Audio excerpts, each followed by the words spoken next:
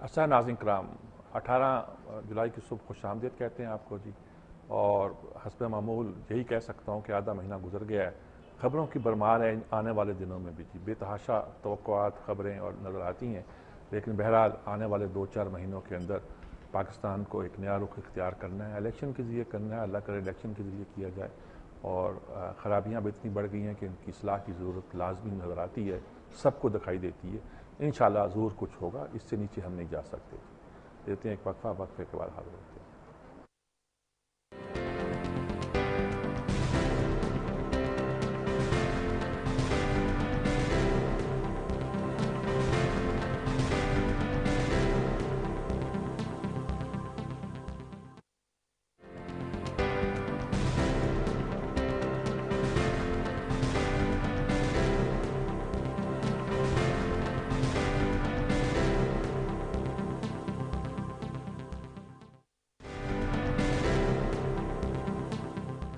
جی ناظرین کرام، ہمارے آج کے ہیرو تو وزیر اعظم ہے، چھکا مارا انہوں نے، اور انہوں نے یہ کہا ہے کہ بلوچستان کے مسئلے پر وہ گفتگو کر رہے تھے، ایک سیمینار سے خطاب کر رہے تھے، گفتگو کر رہے شاپ سے ورک شاپ کہیے کہ سیمینار نہیں۔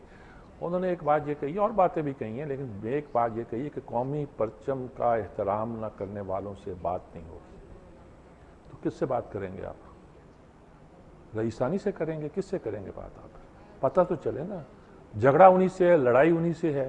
یہ تو وہ امریکہ والا رویہ ہے کہ طالبان سے بات نہیں ہوگی، دہشت گردوں سے بات نہیں ہوگی، فلاں بات مسئلہ نہیں ہوگا طے ہوگا۔ تو یہ ساری سوچنے سمجھنے کی بات ہے کہ مذاکرات تو آپ ابھی چند دن پہلے تو حکومت کا موقف یہ تھا کہ ہم جائیں گے، منا کے لائیں گے، لندن سے لائیں گے، فلاں جگہ سے لائیں گے، کابل سے لائیں گے۔ اب کہہ رہے ہیں کہ بات چیت نہیں ہوگی۔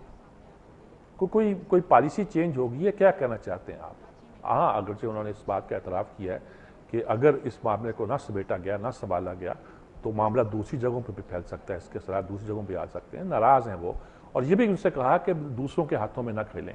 غیر ملکی ہاتھ کی ذکر کیا انہوں نے، بلوچستان کے حالات خراب کرنے میں غیر ملکی ہاتھ ہے۔ حکومت کو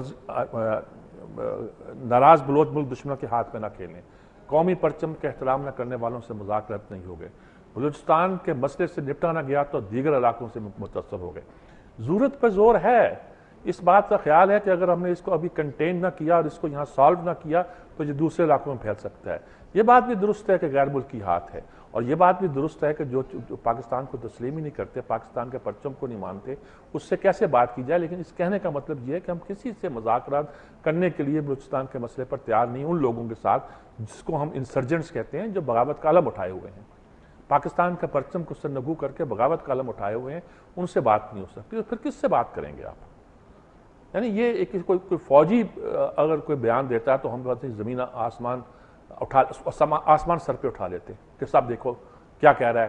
اب ایک الیکٹڈ وزیر اعظم کہتا ہے کہ اس سے بات نہیں ہوگی۔ نواز شریف کا آج بیان ہے کہ ڈیرہ بگٹی میں بگٹی ٹرائب کے لوگوں کو تو جانے دیں، وہاں کو روکا ہوا آپ نے۔ دیکھیں، کرنے کی باتیں وہی ہیں، یہ نہیں کہ ہم نے حقوق بلوچستان دے دیا، ہم نے یہ کر دیا، ہم نے وہ کر دیا، صدر نے معافی مانگ لی تھی ان سے اور یہ ہے وہ ہے۔ نہیں، کرنے کی باتیں ہیں۔ پیسے آپ نے بانٹے، آپ کو حکومت بچانے کے لیے رکھنے کے لیے جو پارٹی کی حکومت تھی، 25 کے 15 کروڑ پہ آپ نے ایک ایم پی کے ایم این اے کو بانٹ دیے۔ کیا رزلٹ نکلا؟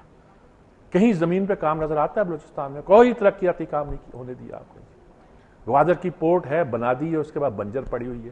بھئی ریٹ آف دی اسٹیٹ اب نافذ بیرن علاقہ ہے، نہ آبادی نہ بندہ نہ کچھ۔ آپ کو اس کی پوری حفاظت کے لیے پورا پلان بنانا پڑے گا، کرنا پڑے گا۔ غیر ملکی طاقتوں کو اس طرح کھلی چھوٹ تھوڑی دے دیں گے کہ آپ جو چاہے کرتی پھریں۔ شمسی ایئر بیس تک تو دے دیا تھا آپ نے ان کو جی، وہاں وہ کیا کر رہے تھے؟ کیا یہ ڈرون تھوڑے اڑا رہے تھے، وہ ان کا ایک بیس تھا، اور کہتے ہیں کہ ایران کے بارڈر کے ساتھ تھا، ہمارے لیے بہت سے پرابلم پیدا کر رہا تھا۔ تو اب میرے خیال میں بلوچستان کے مسئلے پر یہ کہنا کہ ہم فلاں سے بات نہیں کریں گے، فلاں سے نہیں کریں گے، کل تو ہم کہتے تھے ناراض بلوچ بھائیوں کو منا کے لائیں گے، پہاڑوں پہ جائیں گے، آسمانوں پہ جائیں گے، لندن کی سیر کریں گے، منا کے لائیں گے۔ اب آپ یہ کیا رویہ اختیار کر دیا آپ نے؟ ان پولیٹیکل ایٹیچیوڈ ہے جی، نان پولیٹیکل ایٹیچیوڈ ہے جی، کوئی پولیٹیشین یہ بات نہیں کر سکتا جی۔ دوسری بات سپریم کورٹ چیف جسٹس نے کہی ہے، اور جسٹس ایس جواد خواجہ بھی اس میں ہوئے، انہوں نے سپریم کورٹ چیف جسٹس صاحب نے کہا جی کہ حکومت نے مرضی کا قانون بنانا ہو تو یوں بنا لیتی ہے، اور عوام کے مفاد کا قانون ہو تو برسوں لگا دیتی ہے۔ وہ اعضاء کی پیوند کاری کے مسئلے پر بحث ہو رہی تھی، اور یہ جو ہے نا مرضی کا قانون منٹوں بنا دیتی ہے، جیسے بنایا تو ہی عدالت کا کیس قانون ہو۔ اب وہ کہاں گیا؟ دوہری شہریت کا، وہیں چھوڑ دیے۔ वहीं पड़ा हुआ सेनेट में आराम कर रहा है जी, अक्सरियतें मिल रही हैं, कुछ भी हो रहा है। असल उसी दिन हम लोगों ने कहा था, मैंने भी अर्ज किया था कि इनका मकसद सिर्फ इस कानून को, तौहीन अदालत के कानून को पास करना है।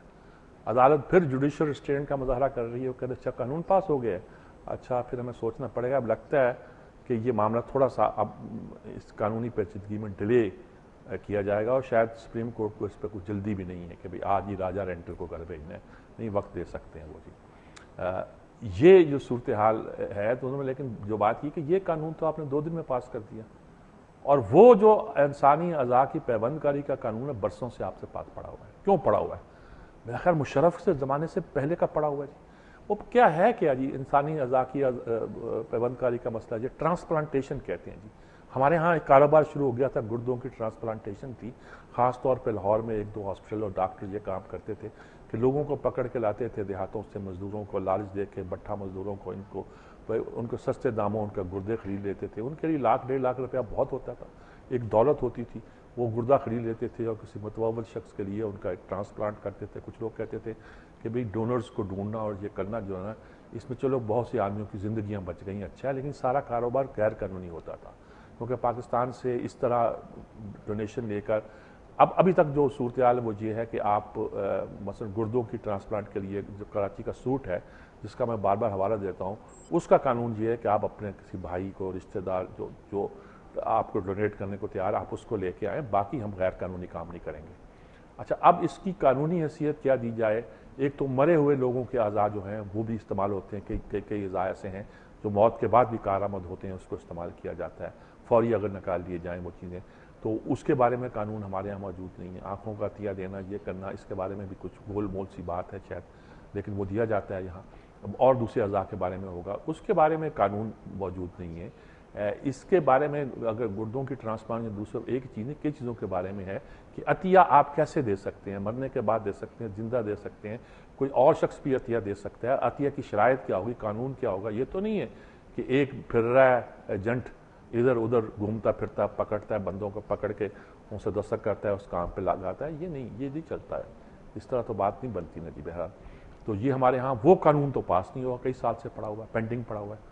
मुझे याद है कि हमारे जो बड़े मुहिब वतन डॉक्टर हैं वो कई अरसे से, लंबे अरसे से कह रहे हैं कि साहब कानून पड़ा हुआ पास ही नहीं करते, यानी इंसानी जानों से खेल रहे हैं। आप उसके बारे में स्ट्रीमलाइन करें कि कैसे होगा, कैसे नहीं होगा। क्यों आप इसको अपना कानून 1 मिनट में पास कर लेते हैं, देर भी नहीं लगती। अपनी तरहों का दावा भी होगा तो यूं पास हो जाएगा।